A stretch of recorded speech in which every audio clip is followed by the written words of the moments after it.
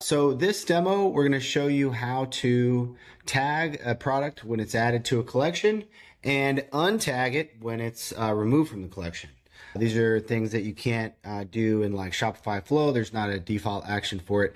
And we're going to use our database to make it happen. So the collection that I tested this with is the in-stock collection, which is just looking at inventory greater than 0. And then it's a smart collection pulling products in there.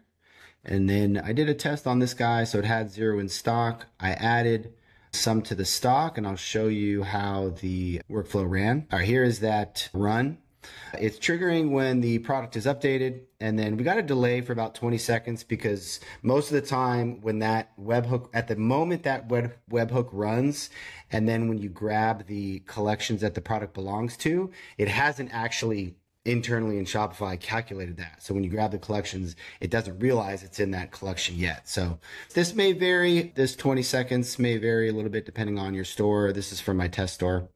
But basically, we're grabbing the previous collections that are stored in the database. And here is the database. So here's that product. So we're going to save the list of collections you can see we have in some of these other products there to the database. And then we're going to grab the current collections it belongs to, drop those in a comma separated list for easy comparison, loop over them, and then we're going to go, hey, is this a new collection that was not in our list previously? If so, add the tag to that product, and then save the current collections to the database so that the next time it runs, it's aware of the current collections and can detect the new one.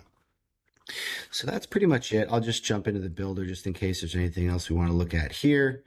But I basically explained all of that. That's where we're getting the smart collections. That's where we're making a comma separated list of the titles. That's the filter. Says, hey, what we have in the database, does that not contain the new title? And does the current one contain the new title? And then we add the tag and save that again. So yeah, and then the untagging flow is here. Is this the one? I think that's the one. So very similar running. I think I didn't have the 20-second delay on there yet because I was just testing, but running on product updated, grabbing the collections, looking at the previous ones. And in this case, we loop over the previous collections and we go, hey, is this particular collection not in the current list? If so, remove the tag. Yeah. So that's that.